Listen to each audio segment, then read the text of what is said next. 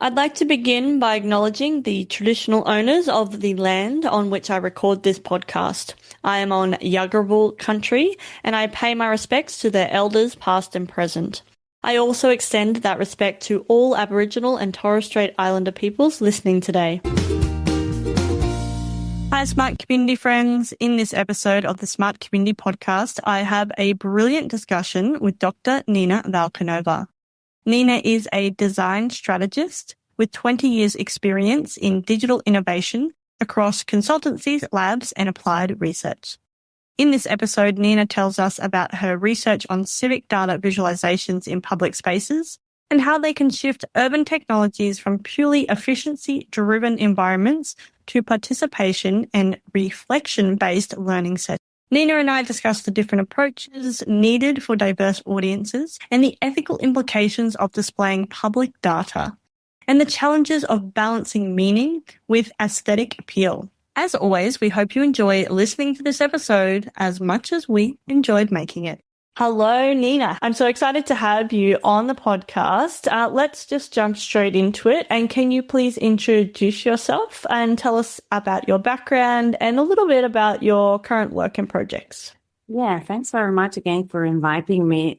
So I'm a strategic designer and researcher with about 20 years of experience in different fields at the intersection of digital innovation, arts, UX, foresight. I've done academic work that focused on public visualizations of citizen data, on awareness, participation, like civic discourse in kind of social embedded environment. And then later on, thinking also about visualization in situated learning spaces. Currently, I'm at the design innovation consultancy for the last couple of years. Current role is a design director in such an environment. So I apply kind of similar principles, I would say, helping clients unpack complexity, aligning, discuss, navigate uncertainty through experience strategy, data-informed storytelling, largely. Yeah. Amazing. So much in that.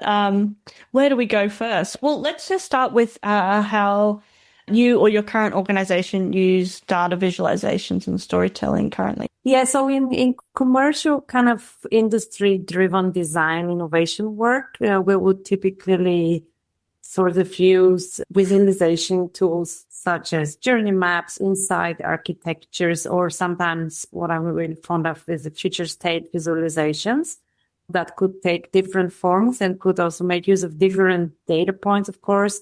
But the main goal is always to align teams around emerging challenges, decisions, and perhaps paint different sort of scenarios that can help teams or decision makers take decisions, basically. Kind of we visualize both the known and the unknown, I would say. Sometimes visible things that need to be surfaced to specific teams, such as insights from people's kind of interactions or, trends in customer developments, but also hidden and underlying and potential kind of developments that will support shared understanding.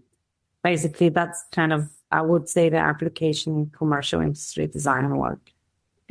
So what types of problems would you be trying to address or influence in this type of visualization? Yeah, so when I was doing my research on kind of civic data visualization and visualization in public spaces, I was trying to think about how people understand their role within broader civic systems in a way. So how may kind of public data and experience of data in a public setting can support agency, discussion, discourse, rather than passive consumption. So it was a little bit the time where I was thinking how would those situated large-scale displays can actually help as urban technologies shift from sort of purely efficiency-driven environments to also participation and reflection in learning settings. We were trying to think how can visualizations of process help learners build self-awareness? How can teachers understand process, but also how can that help kind of design policies? So in a way, the idea about learning analytics or generally like process data visualization for feedback and discussions rather than monitoring. And in commercial industry work, of course, as kind of in the design consultancy industry, there is a lot of different sort of organizations we work with. So the topics are always different. But it's about basically high level sensing, framing, acting on complex topics, especially when data is partial or uncertain. And sometimes also emotionally charged. So I think the main benefit I would say here is the exploration and the collaborative sense making that sort of the collective experience of data allows for. Yeah, I guess lots of different applications there. So you'd be trying to, I guess, show different data based on that use case or, what they're trying to achieve. So I guess that goes to our audience and I guess people that people that are interacting with the data visualization or need the information. So what types of things do we need to consider when we are creating a data visualization or story? Well, it depends on, of course, the audience, I would say. There would, again, I think there is a vast difference between audiences across the different types of data visualization work that I have been working on. So, I would say, if I may unpack a little bit the different audiences, maybe that would help. Yeah, let's go there because I'm thinking you've worked on a lot of, I guess, civic visualizations in public spaces, and then you've got some other use cases now. So maybe if you want to, slice it up and take us on a journey. Yeah, let me try. So when we're talking about kind of these urban publics, it's a very diverse, often passive audience, right? So when we're trying to kind of think about the visualization for a lay audience, then we think about also kind of broader type of data sets that they might still have to be able to connect to, right? So I was working with data of civic participation, data about energy consumption. So basically kind of data about everyday civic participation, either with infrastructures or with public opinion and so forth.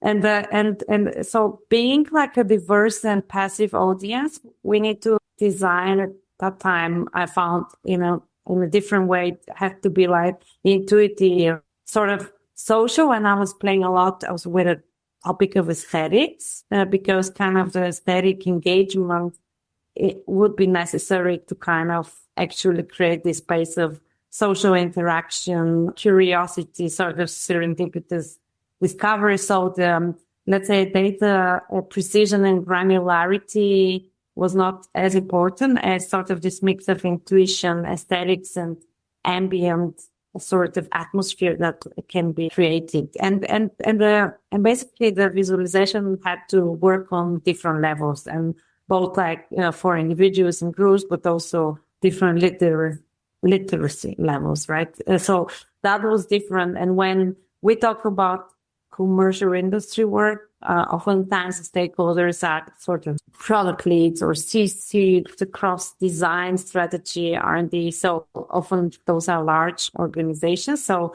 it is a little bit more utilitarian, I would say, but there is also a nice mix between kind of this, very direct sort of data interpretation approach, but also using visual storytelling to also surface unspoken assumption, expose kind of blind spot and so on. So I think, it's a little bit more literate perhaps, but still the topic of storytelling I found is quite important, and maybe what sort of the design approach differs from other more utilitarian approaches to, communication is that also this emotional aspect can be included.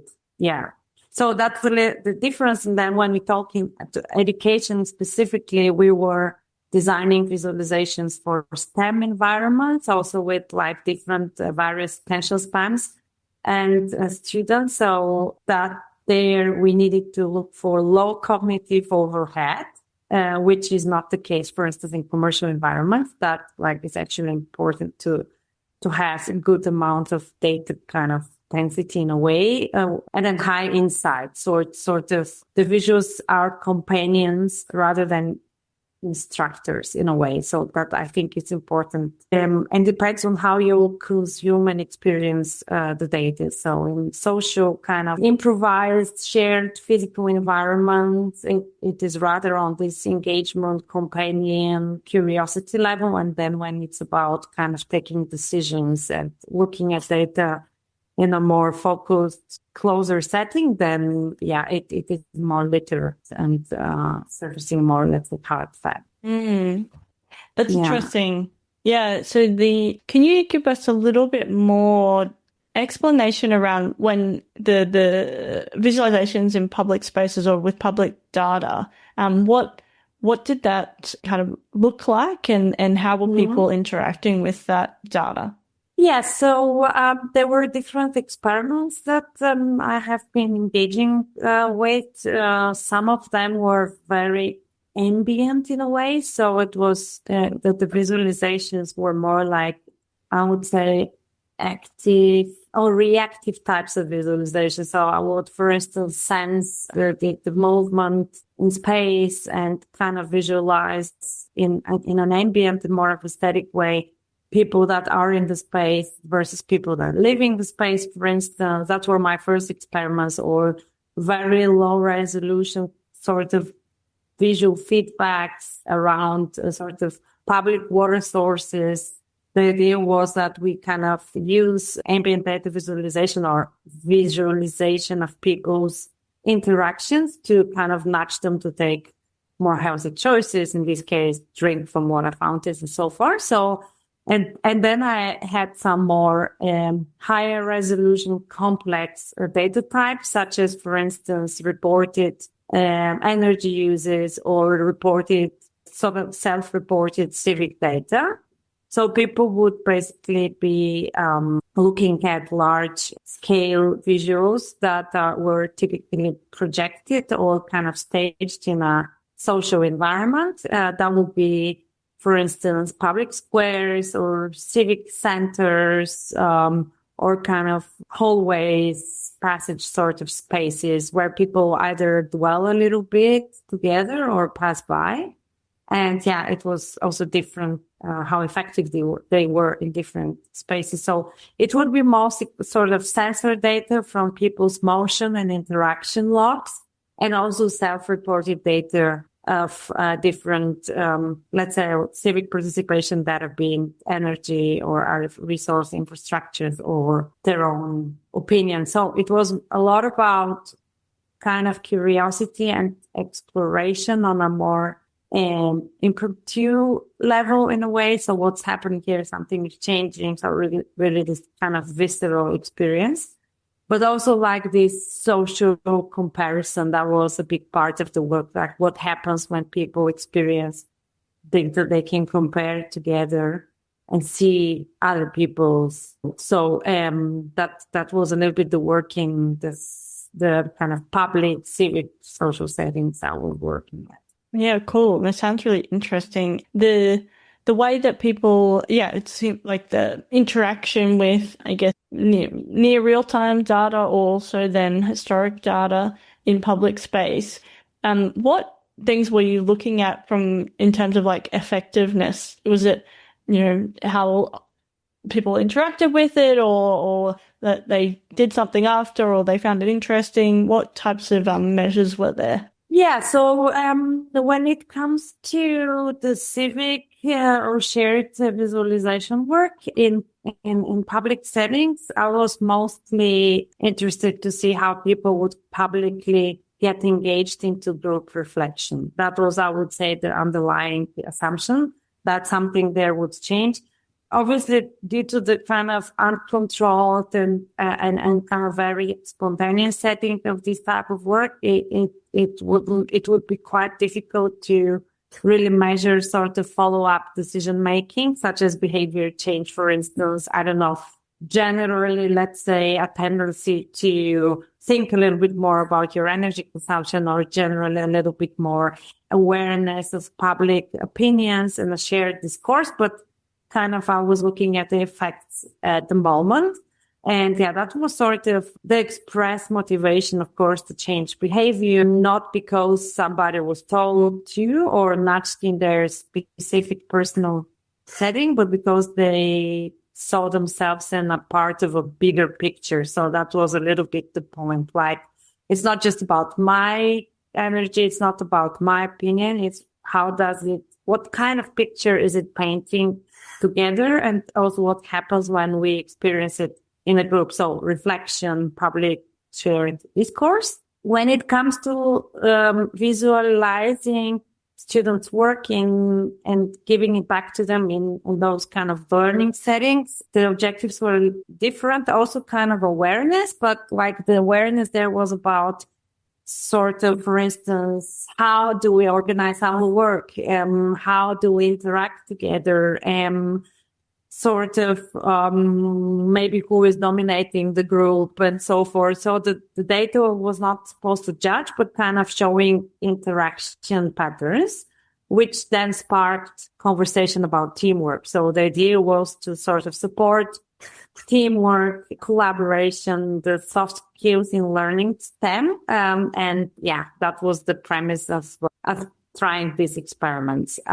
When it comes to commercial and industry work, oftentimes, for instance, we look at stakeholder maps or opportunity radars, and that shifts people's perspective on perceived blind spots or unmet needs, right? So that's kind of that's a tool for us to unfold or uncover aspects that clients might not think about, or to look at unmet opportunities or needs of people that they are designing for. Yeah, and the ultimate ideal impact, of course, is kind of basically having the tools in your hand to take a new strategic framing or a new decision, basically by making those complexity environments visible. Yeah, that's a little bit like those are the different sets of objectives I was looking at. Mm. Yeah, it's so interesting because, the medium is the data visualization, or, I guess the tool is data visualization.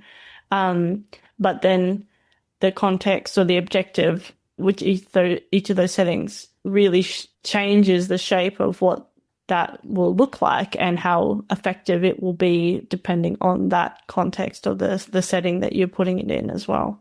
Yeah, absolutely. It's like, it's really, I mean, at the time I was doing my research work on civic displays, I was super focused on that sort of like public data. How would that influence engagement? What is shared understanding in a way in that environment? But like looking then across domains, it's really interesting to see, you basically like have tools in your hand to sort of create shared understanding, shared discussion, reveal patterns that were potentially unseen. I think this is always the purpose of any type of visualization, I think. And the nice aspects that I think as kind of design approaches to data visualization and storytelling explore are indeed those sorts of different and perhaps more curiosity-driven, aesthetic,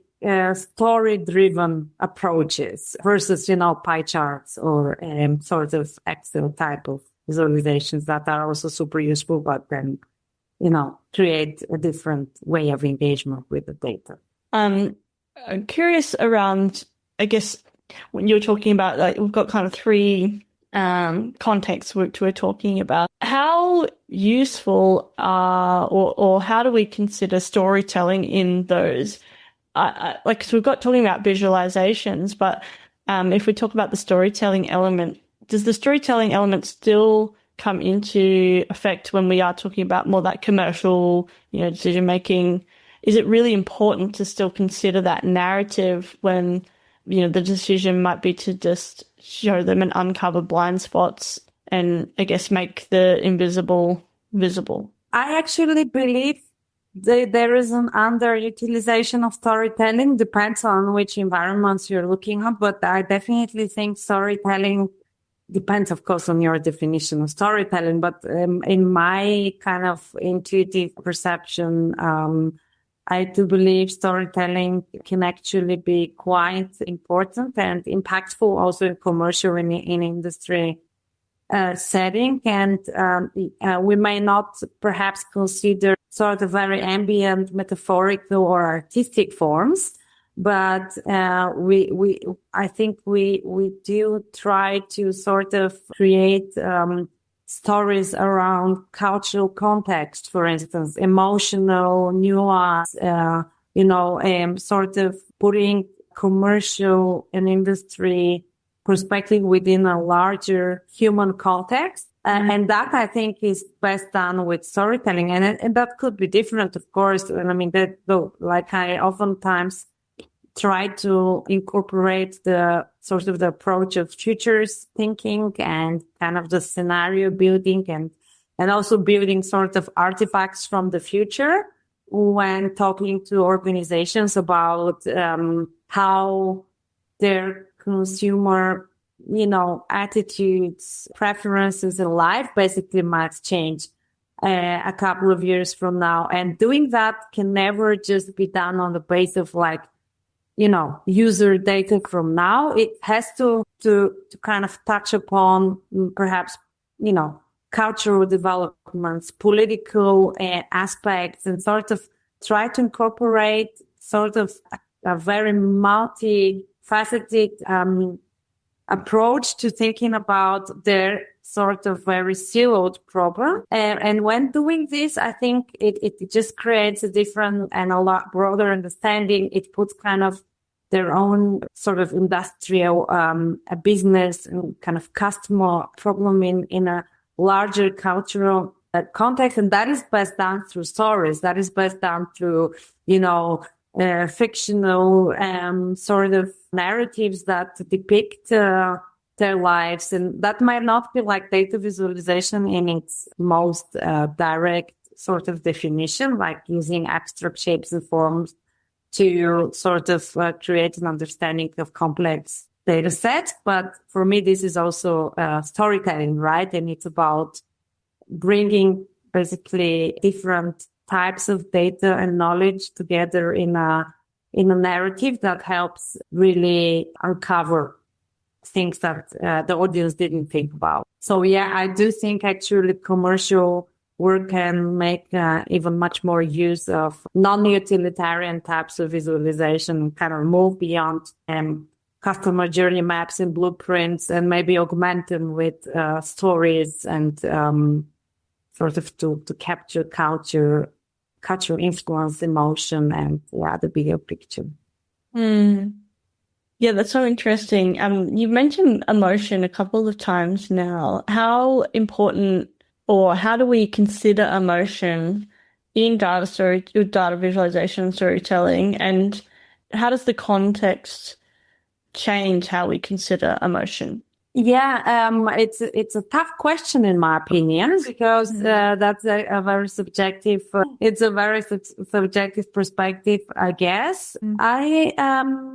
When I was thinking about my civic visualization work, I sort of tried to create curiosity in a way, so that the emotional context for me was shared spaces, visceral experiences of data, and the curiosity that may or may not emerge through kind of this shared understanding. I think designing for emotion was sort of a consequence of designing for this type of ambiguous meanings, right? For curiosity, for serendipitous discovery. So that was my objective. And then through kind of observation and sort of the research work of trying to understand the impact of those visualizations, I found sort of the different types of emotions and emotional engagement that spurred out of those. So, that I think is quite important also to look at. And that's sort of the role also of research and design-led research in this specific case, that it was really important also to look at and to observe how would people talk about it, how would people react, how would people, perceive these shared experiences, because, we also,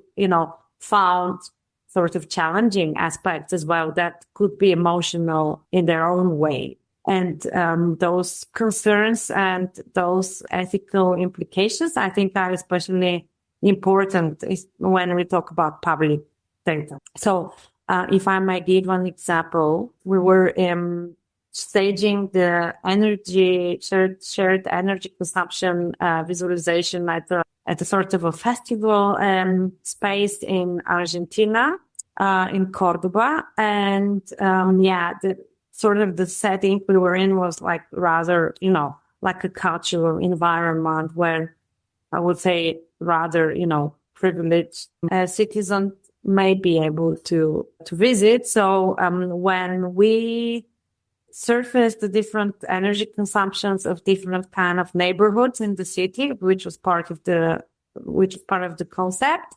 we noticed how people would start sort of judging the fact that like perhaps the more deprived neighborhoods actually had bigger energy consumptions, for instance, and there were all sorts of, assumptions about why this might be the case, sort of them not doing anything and being, all the time hanging around at home. So I found it could have actually quite, also problematic implications to stage data in certain ways. So, I mean, it invokes emotions, or it sort of exposes behaviors or creates perceptions of behaviors that might not be true, right? And that's, I think, also a responsibility topic.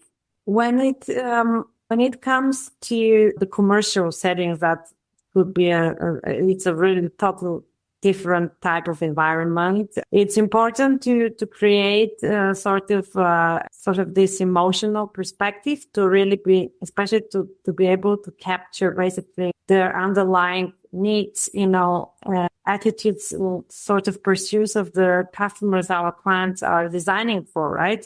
But at the same time, it should remain actionable, or should be able to sort of lead to actionable steps. It cannot just be aesthetic in a way, because the ultimate goal here is not just the experience, but also to be able to drive discussion and drive sort of, decision making in that sort of commercial setting. Yeah. And I think it's important to also there balance sort of the narrative flow, think about how accessible it is cognitively, and sort of not overload the audience. Sort of there is still kind of in a way, cross-disciplinary usability that you have to consider even in those sorts of professional environments. Oh, so much there. Thank you. And we love examples. So thanks for sharing some examples. And I think the unintended consequences, particularly in a public setting, are really important to consider. And us as as data visualization creators or storytellers, to think about what those could be. And sometimes we won't know until it's out there, but having thought, thinking about those things and putting in those safeguards where we can is important too. I'm keen to, we've got a little bit of time left. We love examples. So we've already talked about some examples, but any other examples where data visualizations or storytelling have influenced an outcome, either for you, any of the various projects you've worked on, or whether you've seen it work for others? Yeah, I mean, I'm seeing it all the time in a way. In my work, there is always some sort of a data visualization that we are working on, or that we are consuming in a way in order to make sense of some complex information, or to take common decision.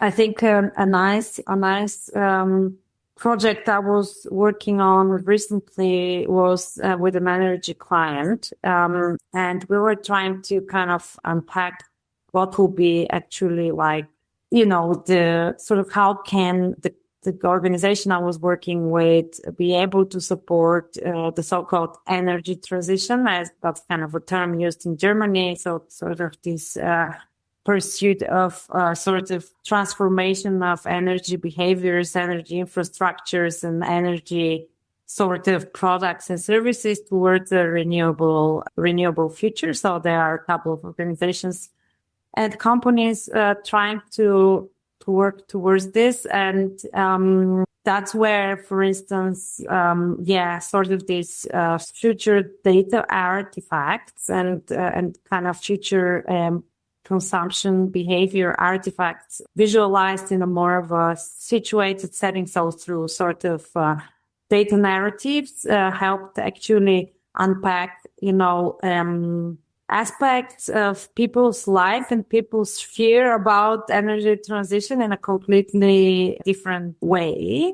And what I found especially interesting was, for instance, we always think about those futures, right, where there will be perhaps, completely green driven sort of environment with a lot of green tech and a lot of innovation, and everybody would thrive and will take the right choices.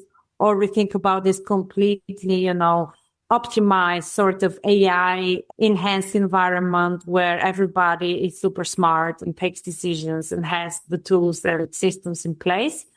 But those are all kind of environments that are sort of a positive outcome, right? And or kind of a sort of a very sort of useful future that is then dialed a little bit towards the extreme so that we think about it and what decisions we might take shouldn't take place.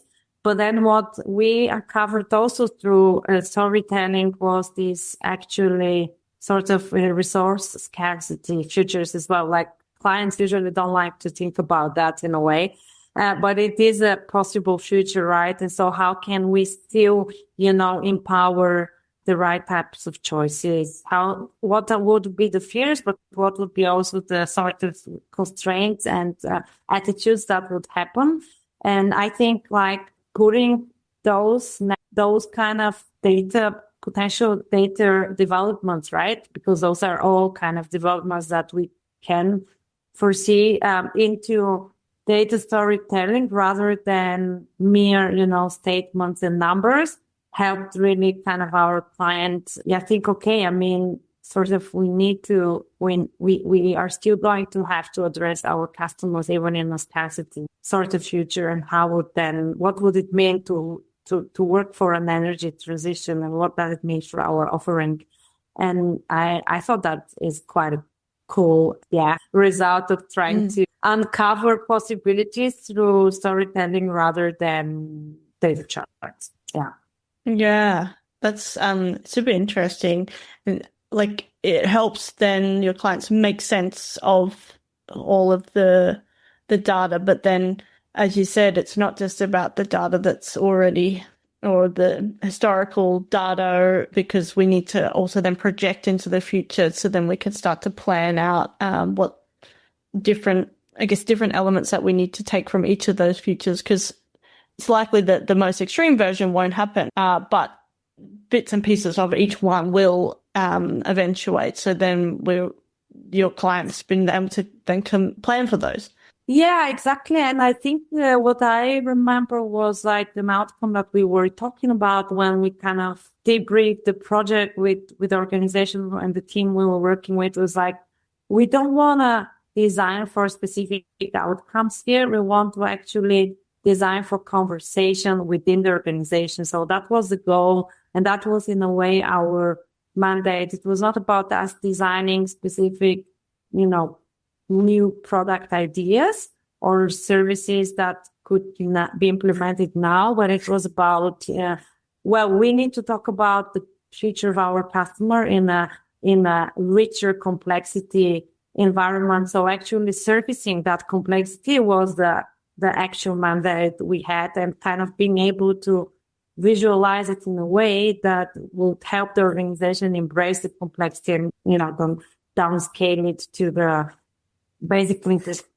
items that can just help them linearly extrapolate the current roadmap. Yeah, so it's a conversation starter because then the ideas can be sparked within the organization or whatever the case is, for new products or developments to serve their customers in the future.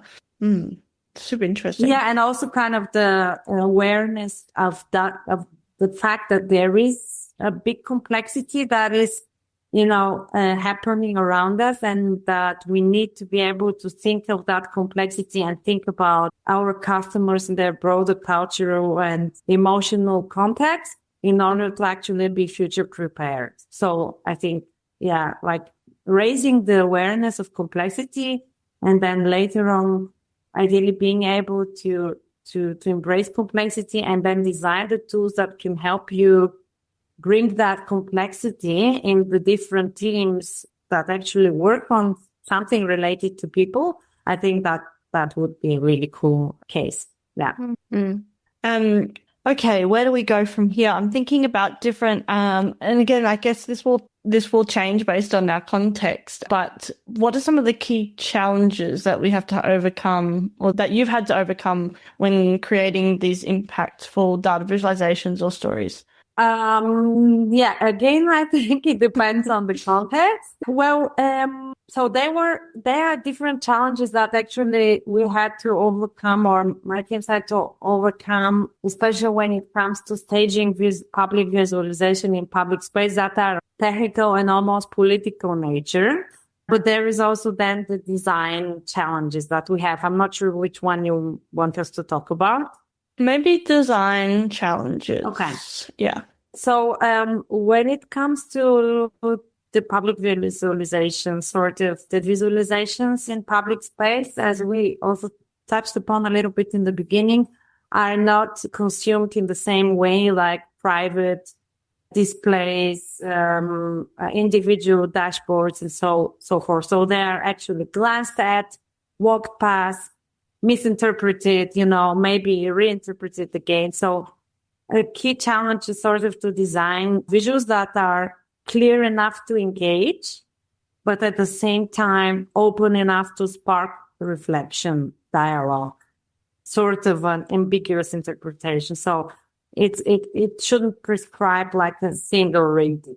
I think that was the most interesting aspect there, and how to balance sort of, the actual data information capacities and information sort of value. So what is this visualization telling me? What am I learning from it? With like more of this aesthetic visceral experience that you also want to afford.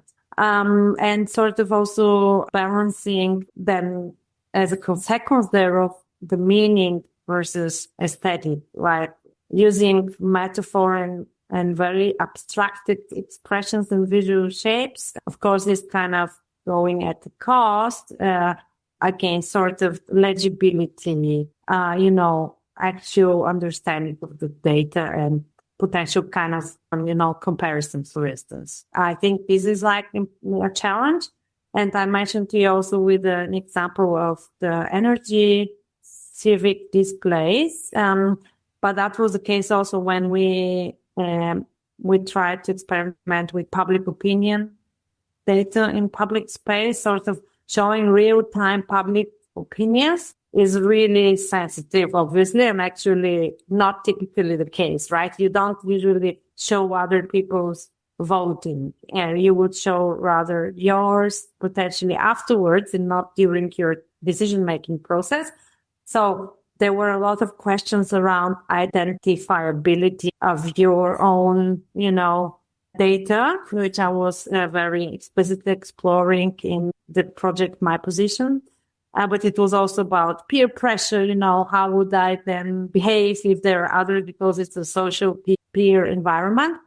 And sort of of course, the consensus effects, right? Like people tend to flock around certain opinions, as they would tend to flock around certain parts of the display that were potentially showing some kind of a challenge. So that was, I think, that I think is a really important challenge when we talk about civic data visualization. When it comes to learning and sort of learning environment. I think, of course, like always, the topic of surveillance and feeling judged about your work is important. It was a challenge in learners settings, sort of. So there actually, we wouldn't use comparison, rather sort of process oriented types of visualization that are non-judgmental and non-comparative, and actually trial and error, iteration, collaborative patterns. That was what really was important to surface, rather than, kind of performance or how would they compare to each other. Then in commercial design innovation settings, the challenge always is to expose the complexity without overwhelming. Although we have like almost always experts in the audience, the clients still vary, of course, and they're often clarity. Like they're not there to kind of experience an aesthetic visualization, although they might actually take something out of the emotional storytelling that comes with it, but they actually want to reach meaningful action. So in a way, striking that balance, creating something visually engaging and accessible, but also inviting and allowing for decision making. That's really important, and sort of being actionable, right? Like moving, for instance, when we talk about visualizing future trends and data, it's also always important to kind of create a space which will help move from the abstract to the concrete implications. And that's a challenge. It's always a challenge that we always have to tackle. Mm-hmm. Yeah. Thank you again for sharing all of those challenges and so expertly crafting those into each of those contexts as well, and so valuable. I guess the last question is around any suggestions for listeners to use data storytelling in their work or life. I think what I would say my suggestion, I don't know, I would just say embracing data storytelling can be really meaningful both for in work, but also in sort of everyday setting, because actually it's not just about comprehension, but it allows for interpretation. And I think this is a really powerful sort of quality of data storytelling. If I had to make a suggestion about how to kind of think about designing visualizations and using it in their work, I would say it's always really important to consider also the social context, especially doesn't matter whether it's a public context or it's kind of a confined to more controlled type of work environment. Data storytelling can trigger dialogue, which is usually also the goal, but also social pressure and strong opinions, a sort of disbalance in the room. So I think it's quite important to think about that and to sort of, try to kind of factor in. And, when it comes to, I guess, working with the organization, it's always important to ask like the question, what do we actually want to see? So what kind of insight or shift am I trying to support? And then that is like the starting question, and then sort of the tool or the format follows. So it could be, speculative scenario narrative, but it could be just like, as well, like a journey map or a timeline, which is a perfect tool for visualization of specific type of data. So I think this is important to consider first, like what do we need to see in a way?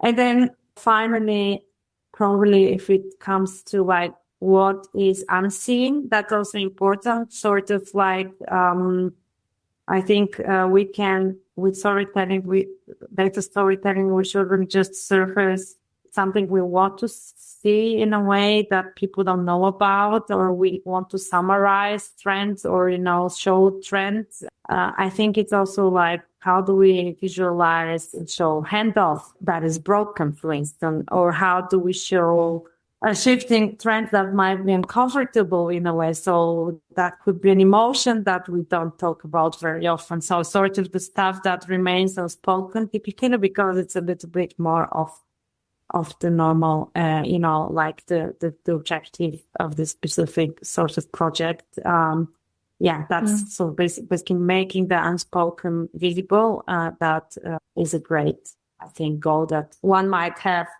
when designing data storytelling.